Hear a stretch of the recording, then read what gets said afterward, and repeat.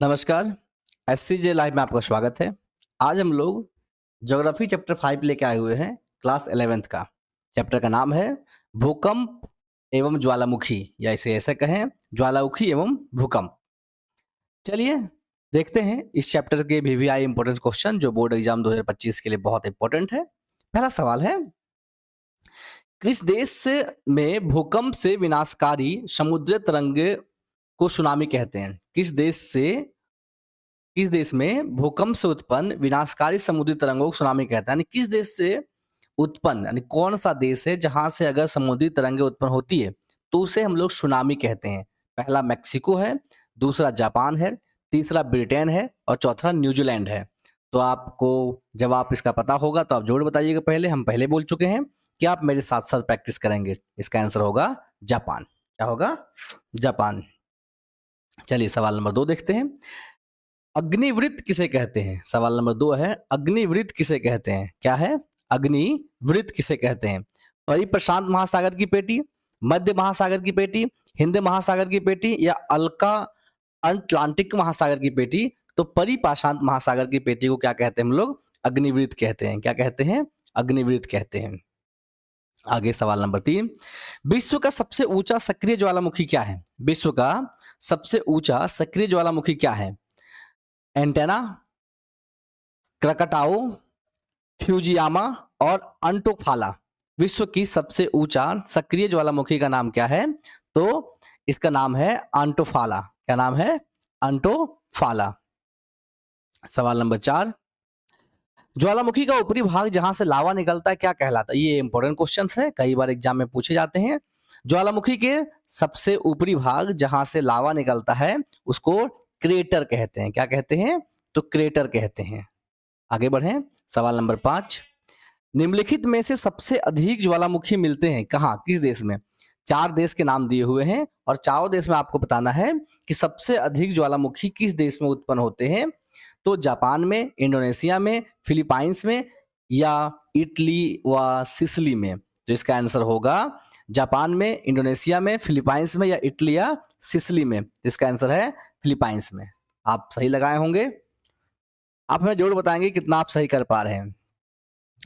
Kilimanjaro नामक मृत ज्वालामुखी किस देश में है? मृत ज्वालामुखी से कहते हैं जो ज्वालामुखी उत्पन्न हो जाने के बाद उसका अवशेष जो है, यानी उसमें जो है कोई तरह का प्रभाव दिखाई नहीं देता है। तो सवाल क्या कह रहा है? किलिमंजारो नामक मृत ज्वालामुखी किस देश में है? किलिमंजारो नामक जो है मृत ज्वालामुखी जो है वो तंजानिया में है। कहाँ है? तंजानिया में। कहाँ है? तंजानिया में। सवाल नंबर 7, माउंट एटिना सक्रिय ज्वालामुखी निम्नलिखित में किस देश द्वीप में है? माउंट एटिना जो है वो सक्रिय ज्वालामुखी किसे कहते हैं? जो आज भी धीरे धीरे ज्वालामुखी उसमें निकल रहा हो। तो माउंट एटिना सक्रिय ज्वालामुखी किस देश में स्थित है? तो ये जो है वो सिसिली में है। कहाँ है? सिसिली में है। कहाँ है? तो सिसिली में है। सवाल नंबर 9, विश्व के किस भाग में प्रायः भूकंप आते रहते हैं? विश्व के किस भाग में प्रायः भूकंप आते रहते हैं? तो पूर्वी एशिया में। कहाँ आते हैं? तो पूर्वी एशिया में। चलिए आगे बढ़ें। भूतल पर सबसे घातक लहरें क्या कहलाती है? जमीन पर सबसे घातक लहरें क्या कहलाती है? देखिए उसमें तरंग था पिछले चैप्टर में, यहाँ लहर है। ठीक है, तो पी लहरें, पीजी या एसजी लहरें, पीएस लहरें या एल लहरें? भूकंप पर सबसे घातक लहरें को हम लोग एल लहरें कहते हैं। क्या कहते हैं? एल लहरें कहते हैं। क्या कहते हैं? तो एल लहरें कहते हैं। आगे, निम्नलिखित में कौन सा अवसादी सेल है? निम्नलिखित में कौन अवसादी सेल है? निम्नलिखित में कौन सा जो है वो अवसादी सेल है? बलुआ पत्थर, अब्रक, ग्रेनाइट या नीस? बलुआ पत्थर, अब्रक, ग्रेनाइट या नीस, ये अवसादी सेल कौन है? निम्नलिखित में जो है कौन जो है वो अवसादी सेल है? तो इसका आंसर होगा बलुआ पत्थर। क्या होगा? बलुआ पत्थर। आगे, धरातल पर स्थित वह बिंदु जहां सर्वप्रथम भूकंप अनुभव किया गया था। देखिए अच्छा सवाल है। धरातल पर स्थित यह वह बिंदु जहां सबसे पहले भूकंप का अनुभव किया गया था उसे अधिकेंद्र कहते हैं। क्या कहते हैं? अधिकेंद्र। ऑप्शन आपको कंफ्यूज करेगा। आगे, निम्नलिखित में से कौन सा कथन भूकंप के केंद्र के संदर्भ में सत्य है? निम्नलिखित में कौन सा कथन भूकंप के केंद्र के संदर्भ में सत्य है? तो यह कथन, यह भूतल पर एक स्थान है, नहीं, ये सत्य नहीं है। यह भूतल के नीचे कुछ गहराई पर एक स्थान है, ये सत्य है। भूकंप के केंद्र के कथन में सत्य है, यह जमीन के नीचे कुछ गहराई पर स्थित है। जो केंद्र है वो जमीन के नीचे कुछ गहराई पर स्थित है, इसलिए कहा जा सकता है कि भूकंप के केंद्र के संदर्भ में ये बी वाला स्टेटमेंट सही है। ठीक है। सवाल नंबर 13, विवर्तनिक भूकंपों के लिए निम्नलिखित में कौन सा कथन सत्य है? विवर्तनिक भूकंपों के लिए निम्न में से कौन सा कथन सत्य है? ये भ्रंश तल पर चट्टानों के सरकने से पैदा होता है, इसका उद्गम ज्वालामुखी के उद्गार से होता है, ये खनन क्षेत्रों में खानों की छत के ढह जाने से पैदा होता है, ये परमाणु विस्फोट से पैदा होता है। विवर्तन का मतलब आपको समझ में आ रहा होगा, अलग होना। विवर्तन का मतलब अलग होना। तो इसका देखिए, ये भ्रंश तल पर चट्टानों के सरकने से पैदा होता है। ए नंबर आंसर होगा। क्या होगा? ए नंबर। सवाल नंबर 14, निम्नलिखित में से कौन सा सक्रिय ज्वालामुखी है? निम्नलिखित में से कौन सा सक्रिय ज्वालामुखी है? अस्ट्रोबोली, विसुवियस, बैरन आइलैंड या पोपा? व्यू, अस्ट्रा वैली, बोली, विसुवियस, बैरन आइलैंड या पोपा? तो इसका आंसर होगा अस्ट्राबोली। क्या होगा? अस्ट्राबेली। ठीक है। कुछ नए शब्द आपको लग सकते सुनने के, लेकिन ये सारे सवाल बोर्ड एग्जाम के लिए इंपॉर्टेंट है। आप ध्यान से पढ़ें, आप ध्यान से पढ़ें। एक बार, दो बार, तीन बार, जितना बार आप रिवीजन कर सकते हैं। अभी 3 महीना समय है, आप 3 महीने में बहुत बढ़िया कर सकते हैं। निम्नलिखित में से कौन सा अग्निवलय का भाग है? निम्नलिखित में कौन सा अग्निवलय का भाग है? प्रशांत महासागर का तट, मध्य विश्व की पेटी, अफ्रीकन रिफ्ट घाटी या मध्य अटलांटिक कटक? तो प्रशांत महासागर का तट या मध्य विश्व की पेटी? तो इसका आंसर होगा प्रशांत महासागर का तट। ए नंबर ऑप्शन। ठीक है। सवाल नंबर 16, भूकंपीय तीव्रता की मापने को क्या कहते हैं? इतना बार ये सवाल पूछा गया जो आप सोच भी नहीं सकते हैं। तो ये सवाल तो कंफर्म है कि आने वाला है। भूकंप तीव्रता की मापी को क्या कहते हैं? तो भूकंप तीव्रता की मापी को रिएक्टर स्केल, बर्नियर स्केल, प्रदर्शन स्केल या कर्नवर्थ स्केल कहते हैं। तो इसको हम लोग भूकंप तीव्रता की मापनी को क्या कहते हैं? देखिए, मापनी को क्या कहते हैं और मापन को क्या कहते हैं? मापा किसे जाता है? दोनों अलग। कर्णवर्त स्केल। ठीक है। इसका आंसर क्या है? तो कर्णवर्त स्केल नहीं, रिएक्टर स्केल नहीं, प्रदर्शन स्केल नहीं, तो बर्नियर स्केल? तो इसका आंसर होगा बर्नियर स्केल। क्या होगा? Vernier scale. भूकंपीय तीव्रता की मापनी को क्या कहते हैं? देखिए, मापने का अलग यंत्र है, मापनी को क्या कहते हैं? तो बर्नियर स्केल कहते हैं। क्या कहते हैं? Vernier scale. सवाल नंबर 17, मध्य सागरीय कटकों में भूकंप उद्गम क्षेत्र है। मध्य सागरीय कटकों में भूकंप का उद्गम क्षेत्र है अधिक गहराई पर, कम गहराई पर या सागर की तली पर? तो मध्य सागरीय कटकों में भूकंप के उद्गम क्षेत्र जो है वो सागर की तली पर है। सागर जो है, एक सागर होता है, उसके जमीन सबसे नीचे वाला इलाके में तली पर जो है ये भूकंप की जो उद्गम क्षेत्र दिखाई देते हैं। सवाल नंबर 18, भूप्रपटी में विकसित थरथराहट को क्या कहते हैं? भूप्रपटी में विकसित थरथराहट को क्या कहते हैं? यानी जमीन पर जब थरथराहट होती है, हिलता है, कभी भूकंप आप अनुभव किए होंगे, तो उसको हम लोग भूकंप ही कहते हैं। क्या कहते हैं? भूकंप कहते हैं। सिर्फ सवाल को घुमा दिया गया है। सवाल नंबर 19, भूकंपों के कारण समुद्र में विकसित विशाल तरंगे होती है। भूकंपों के कारण समुद्र में विकसित विशाल तरंगे होती है। समुद्री तरंगे, ज्वारीय तरंगे, सुनामी तरंगे या धरातलीय तरंगे? भूकंपों के कारण समुद्र में विकसित विशाल तरंगों को क्या कहते हैं? समुद्री तरंगे कहते हैं, ज्वारीय तरंगे कहते हैं, सुनामी तरंगे कहते हैं या धरातलीय तरंगे कहते हैं? तो इसको हम लोग सुनामी तरंगे कहते हैं। क्या कहते हैं? तो सुनामी तरंगे कहते हैं। सवाल नंबर 20, भूकंप के आघात की तीव्रता या गहनता, भूकंप के आघात यानी कितना चोट पहुंचाया, किस वैज्ञानिक के नाम से जाना जाता है?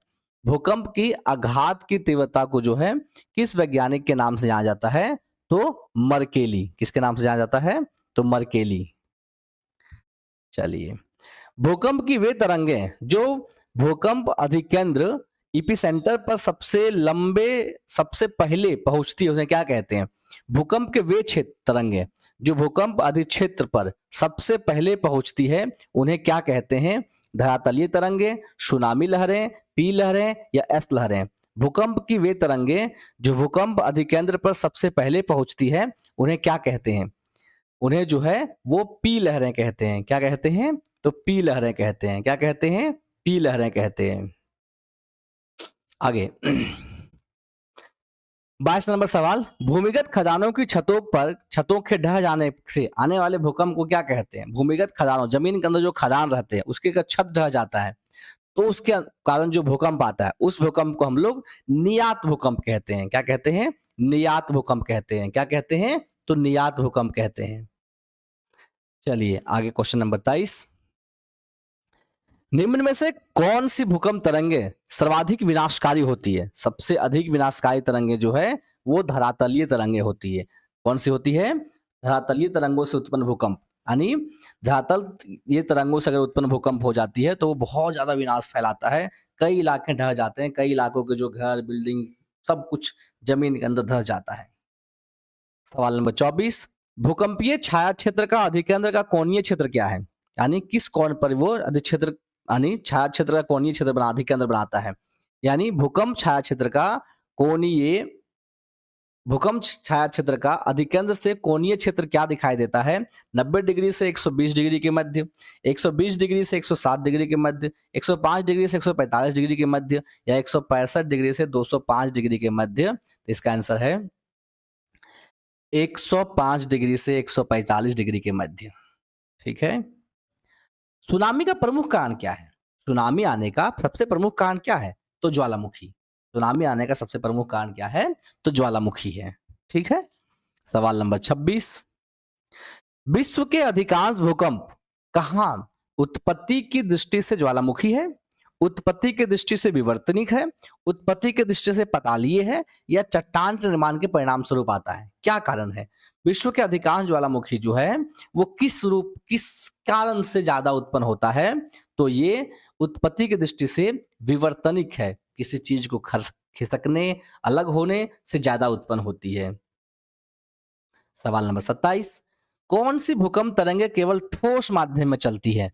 कौन सी भूकंप तरंगे केवल ठोस माध्यम में चलती है?